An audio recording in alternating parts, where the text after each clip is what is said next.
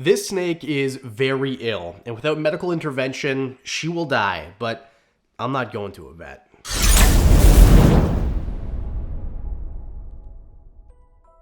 There's no way to get around it. If you have a bunch of reptiles, one of them is eventually going to get sick, and you're going to be faced with a very tough decision to take it to a vet or not. And the problem is, most vets for exotic medicine are really expensive. If you go to a dog or cat clinic for your dog or cat, chances are you're going to be able to afford it. But the price for exotics goes way up, and there's a good reason for that. Now, to be very clear at the beginning of the video, I'm not bashing veterinarians at all. In fact, I'm very pro-veterinarian, but I am not clickbaiting you. I am for real not taking this animal to the vet, even though she is very, very sick. You see, this is a Burmese python, and Burmese pythons sometimes will get respiratory infections if something goes wrong. It could be something that is bacterial or fungal. It could be that your temperatures or your humidity isn't perfect. I'm not sure why she has a respiratory infection, but I noticed a few weeks ago that she was wheezing and gaping her mouth and yawning and breathing with her mouth wide open. Upon further inspection, I noticed that she was bubbling from the nose and bubbling from the mouth.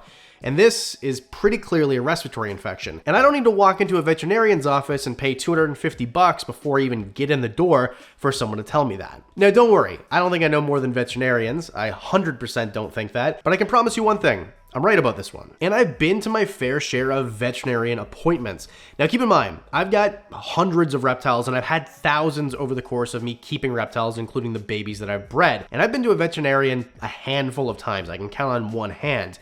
And I've been to several different exotic veterinarians. The problem is, even though I live in somewhere where, it's pretty close to a metropolitan area, I can't find a really, really good exotics vet just around that I can walk into. Now, to quantify, Adam, what does that mean? You can't find a really good one. Well, how do you know it's not a good one? You're not a vet. Well, you're right. I'm not a veterinarian. However, when I brought an emerald tree boa in to a veterinarian and she started to quiz me about green tree python care information and if I'm doing something wrong, putting the onus on me because I'm not taking care of my green tree python correctly, as this person is looking directly at an emerald tree boa, I'm quite sure I probably know more about that animal than that person who's quizzing me on it. And that's the thing. Exotic vets, a lot of the time, might go weeks or months without even seeing an exotic animal. Sure, they've gone through the schooling of it, but just because you're an exotics vet doesn't mean that you're really specializing in those animals.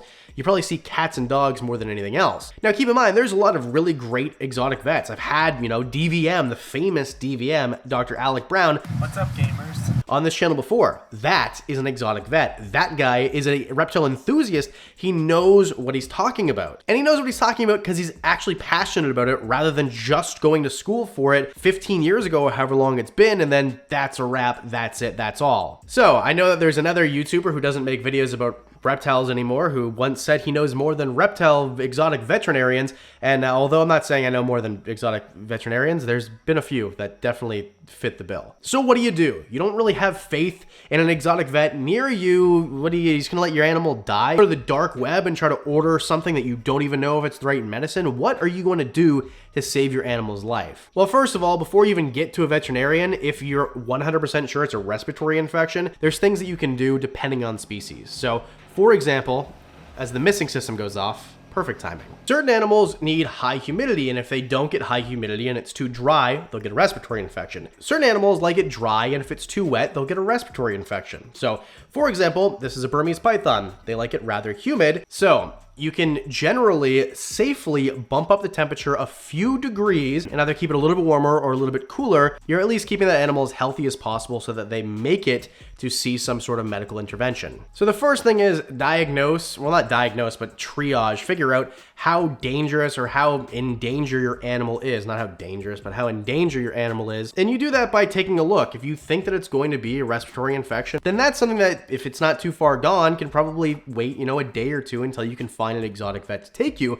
Because that's the other thing. I've literally been put on a wait list for 2 weeks for an animal that I was sure had a respiratory infection.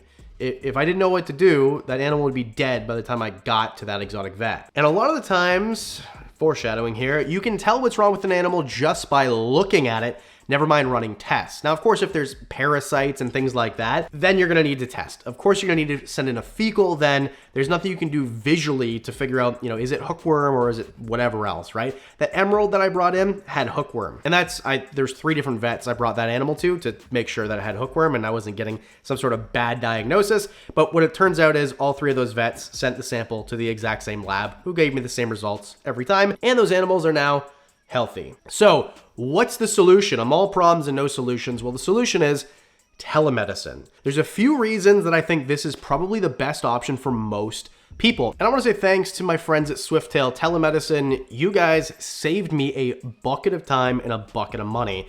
If you're in an area that doesn't have a veterinarian near you, there is going to be a veterinarian that does telemedicine who's accredited just as much as any regular vet, because in order to do telemedicine, you have to be an actual veterinarian, or at least here in Ontario, that's the rule. So Dr. Tara and Reed, who is a vet technician, started Swifttail. So Swifttail Exotic Telemedicine, this is a fantastic company that, by the way, they're not paying me any money to do this. They did help me out with Thunder here, so I really appreciate that. But full transparency here, they didn't pay me any money. This is not a paid sponsorship. So from my own personal experience, I'll explain, but I imagine that most telemedicine is exactly the same. There was a consult, so I was asked to take pictures of the animal, so I did. I took pictures of the bubbling of the mouth, of the mucus around the nostrils, and then I sent them in with a description of the problem, and then they asked me a bunch of questions. What's the weight of this animal? Has she been losing weight? What's the diet like? What's the humidity and the temperature like? What's the size of the enclosure? The whole kit and caboodle. But the thing is,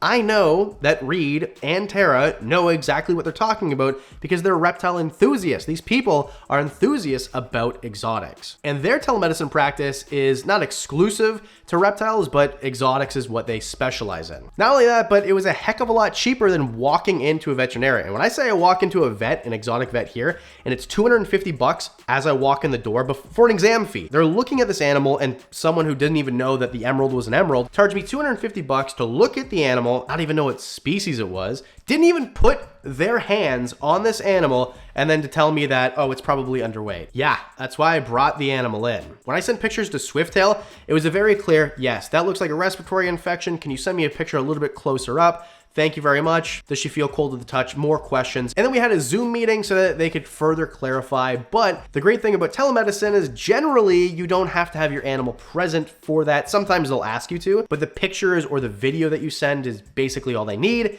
They just want to be able to talk to you so that you understand what the treatment's going to be, because in most cases, they can send whatever the medicine is directly to your door and it gets there in a day or 2. Now, in some parts of the US, I don't have any names for you. I don't really know where to send you. It depends where you are. Just Google televet medicine in your area. In some places, they can ship things literally the same day, or you can go pick them up. Either way, it was confirmed that my diagnosis of a respiratory infection was correct, and then they sent me the correct drugs, and then I administered the drugs based on what they told me to do. Now, it was an oral thing, so pretty simple. Kind of weasel the syringe into the mouth and then make sure it's not going down the glottis, it's going down the throat, and then just squeeze the syringe, and that's kind of it. So it was really easy, but of course, a veterinarian told me to do this. I wouldn't go do this on my own. Now, of course, this isn't gonna work for everything. If your snake, is impacted and needs surgery, well, they're not gonna be able to do the surgery at your house, more than likely, and they're definitely not gonna be able to do it over the internet. You'll have to go in. So this isn't an end-all be-all, but the point is, I truly and honestly didn't take this snake to a veterinarian,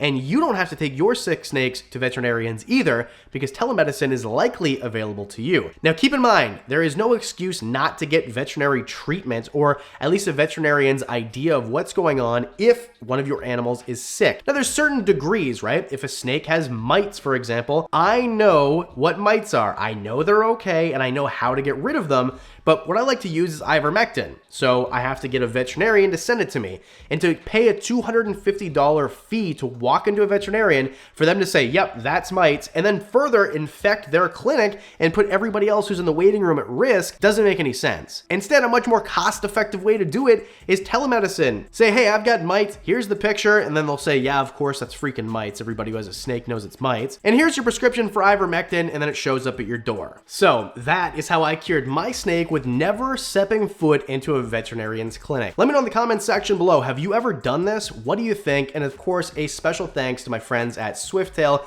for helping me out with Thunder here, who is now respiratory infection free. Thanks for hitting like and subscribe. It really helps the channel. Honestly and truly, it costs you nothing and it really helps what we're doing here. As always, a special thanks to the Patreon supporters. You guys get videos early, discounts on merch, all that and more for as little as $1 a month. And that's it.